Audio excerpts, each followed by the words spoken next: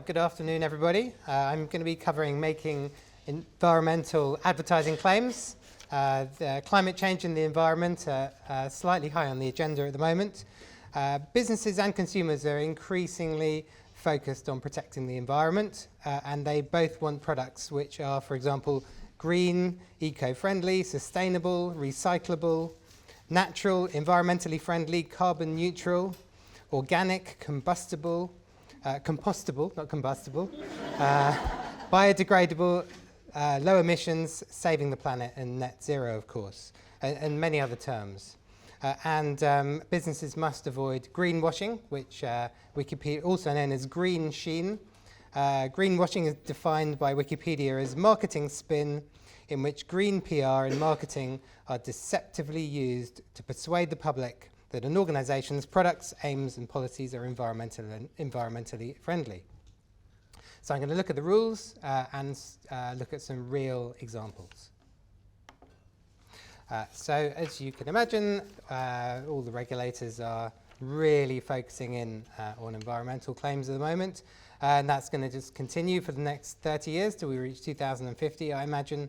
The main sort of advertising regulator in the UK for most claims is the Advertising Standards Authority. They've got new guidance coming up on environmental claims. They're doing specific inquiries on aviation, cars, waste, animal-based foods and heating. They're doing research on carbon neutral, net zero and hybrid claims. And they've even now got a report tool on their website, a bit like they had for COVID, where members of the public, even if they're not making a complaint, they can just report an environmental ad to the ASA, just so the ASA can take a look at it. The Competition and Markets Authority, which is the legal regulator which enforces the Consumer Protection from Unfair Trading Regulations 2008 and the Business Protection from Misleading Marketing Regulations 2008. They also have guidance. They've got a Green Claims Code, which is what they hope all businesses will look at. It's sort of basic stuff, you know, claims must be truthful and accurate, clear and unambiguous. Don't omit or hide important information, and consider the full life cycle of the product or service, which I'll come back to. But they're not the only people looking at this. DEFRA, the Department for Environment, Food and Rural Affairs, and the Department for Business, Energy and Industrial Strategy are both also have provided guidance and principles and examples. There's huge overlap between them all, but I think it's a hot topic for advertising at the moment. So before I come to the specific rules which are on the slide on the CAP code, you always need to start with the basics, which are not on the slide, but the starting point is section 3 of the CAP code that claims must not be misleading, they mustn't omit material information, any qualifications must clarify and shouldn't contradict claims, and all claims must be substantiated by documentary evidence. And section 4, and I've got a case in section 4, says that marketing communications must not contain anything that is likely to cause serious or widespread offence. Claims may be distasteful, but they mustn't cause widespread serious offence. And I've got a case on that later. The CMA explains what, well, I'll just run through these are the specific claims. Rule 11.1 and Rule 11.4 are the most important. The basis of environmental claims must be clear. Unqualified claims could mislead if they omit significant information.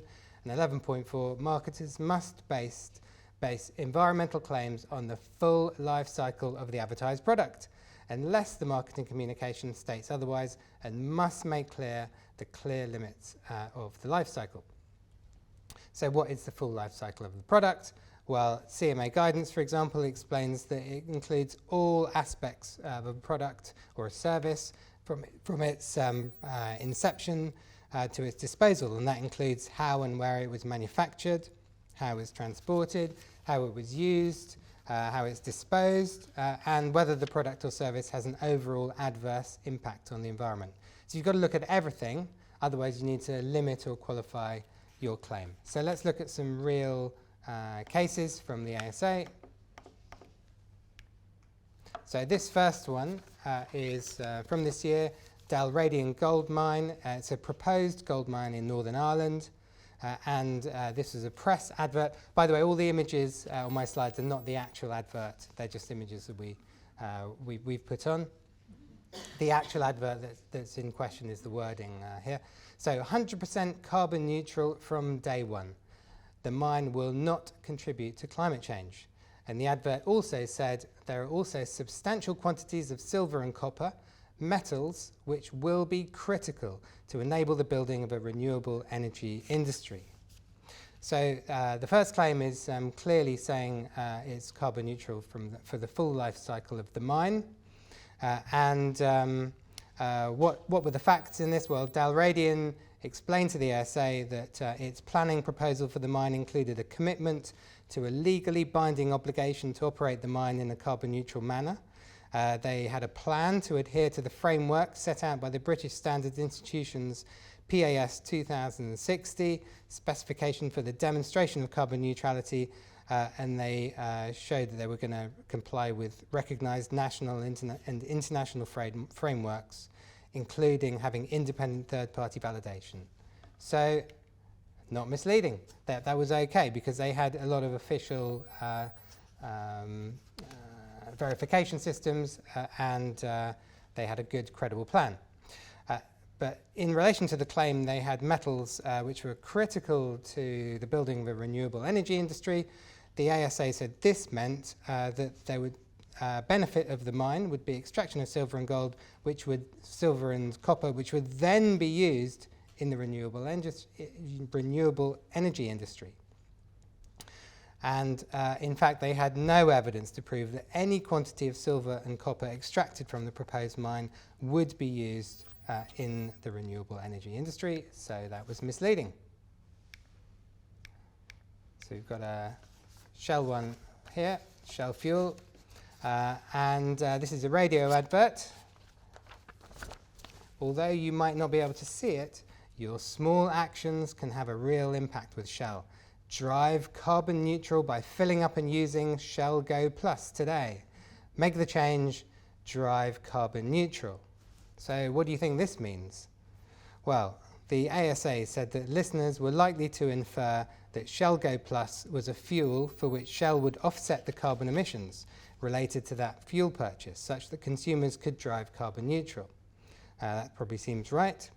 But what were the facts? Well, in fact, Shell Go Plus was a loyalty scheme to which consumers were required to sign up and then show their membership card when they made their purchase, and then the carbon emissions relating to the fuel purchase would be offset by Shell.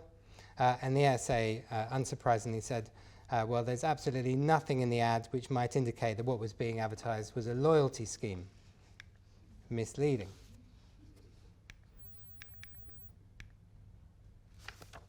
So this is an advert for the Hyundai Nexo, and on its website, introducing the next generation of fuel cell vehicles, the all-new Nexo, a car so beautifully clean it purifies the air as it goes. So the complainant challenged whether that was misleading and could be substantiated, and the ASA said that the average consumer would understand the ad to mean that the car overall had a negligible environmental impact and would remove impurities from the air as it was driven, such that no impurities caused by driving it would remain in the air. So what were the facts?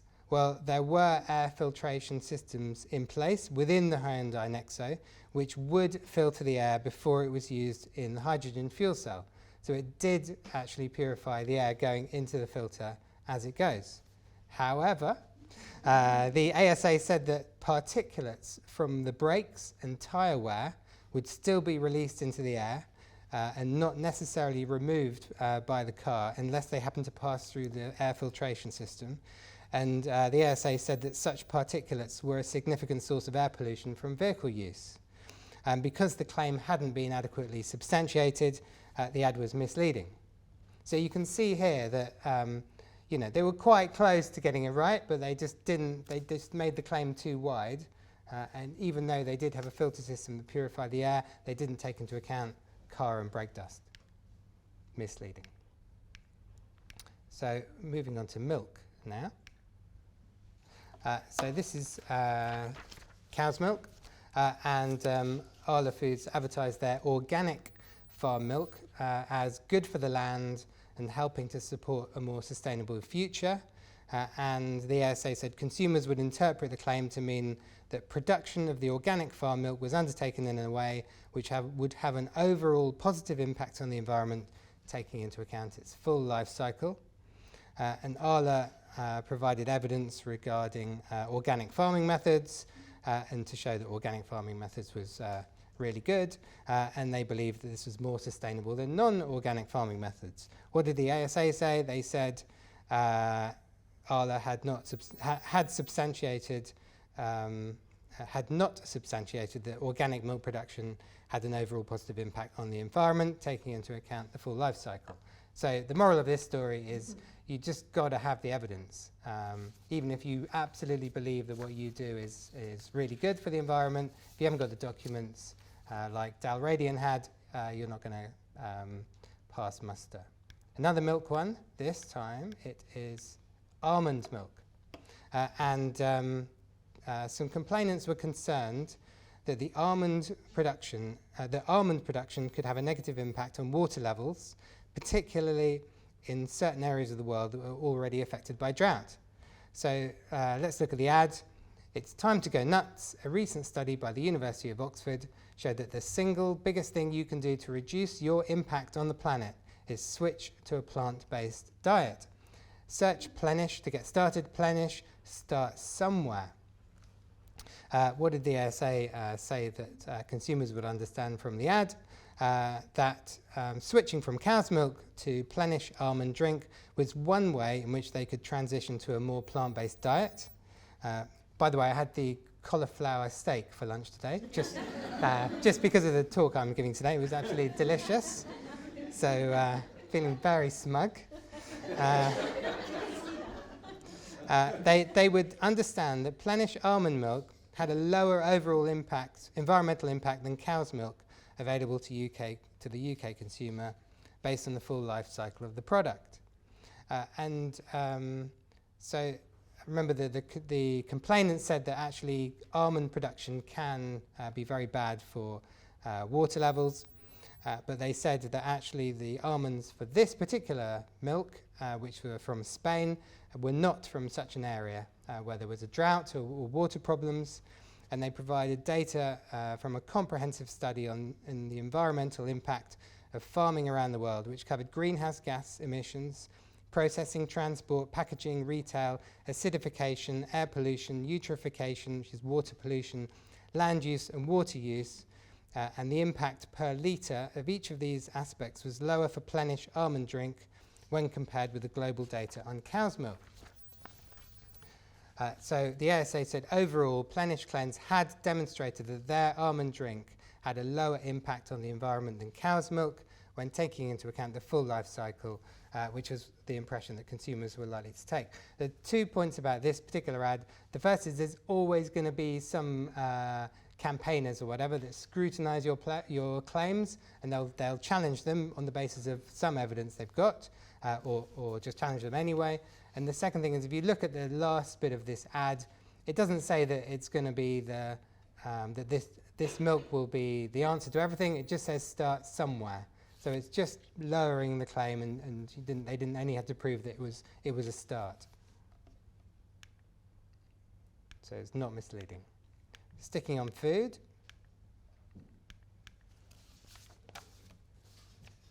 So this is a meal kit subscription service on gusto.co.uk, and they wrote various blogs, and the blogs included claims such as these: why Gusto's packaging innovation is a huge step forward for sustainability. EcoChill is a plastic-free insulation box. It's made of recycled paper and zero plastic, and most importantly, it's 100% recyclable. What I assume was a competitor, Grocery Delivery eServices UK, challenged the claims, and the ASA said that the consumers would interpret the claims to mean that the box and everything inside it didn't contain any plastic, and the box and everything inside it was recycled by the majority of local authorities in the UK, and every component was recyclable. So what were the facts? So the evidence showed that the box was made of paper and recycled paper and did not contain any plastic.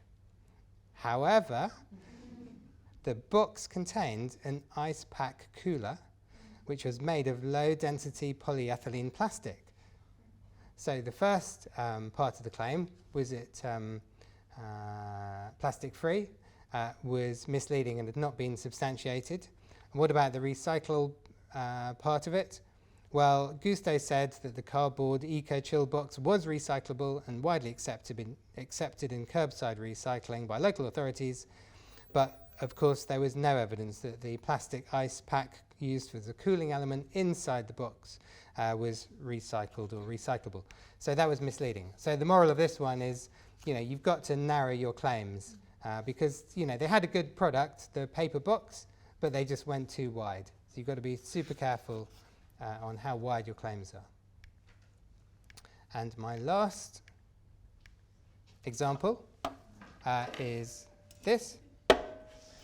Okay, and then whoever gets this right, and you've got to get it completely right, will get this can of BrewDog. Okay. So these were posters in cities and press ads in 3 publications: Metro, The Week, and The Economist.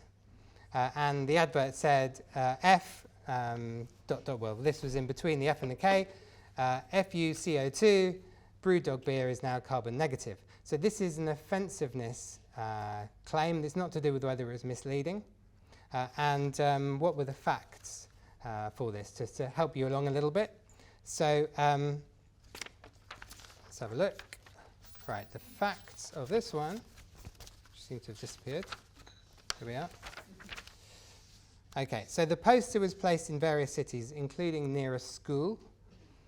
But the posters had been placed in accordance with the guidelines on proximity to schools and religious buildings, and that was because the ad had run during school summer holidays. And BrewDog had asked one of the local authorities, I think there were about 3 or 4, and that was Newcastle City Council, and they had considered the ad acceptable for use on the outdoor poster. Metro, which I'm sure you know is a free newspaper, they said that 98% of their readers were over 18. The Economist said that it was not targeted at children and did not knowingly sell subscriptions to under 18s. The Week said that the average age of their readers was 52. Yeah, I know, I think it's quite funny as well, actually. And 96% of them received the magazine via subscription. So who wants to guess what the result was? I'll read the ASA rule again in case you've forgotten. So where is it? Marketing communications must not contain anything that is likely to cause serious or widespread offence. So who wants to take a guess? Okay, so I'll just help you along a little bit. There are 4 different things. There's the cities, there's the Metro, The Week, and The Economist. So the ASA thought that the street posters and Metro ads were likely to cause serious and widespread offence due to because they were marketed to a general audience and they were not appropriate for display in untargeted media. However, the ad was not out of place in The Week and The Economist, which were not free and had to be actively purchased in a shop or by subscription. And whilst some readers of The Economist or The Week might have found it distasteful, the ASA considered it unlikely to cause serious or widespread offence in those 2 publications.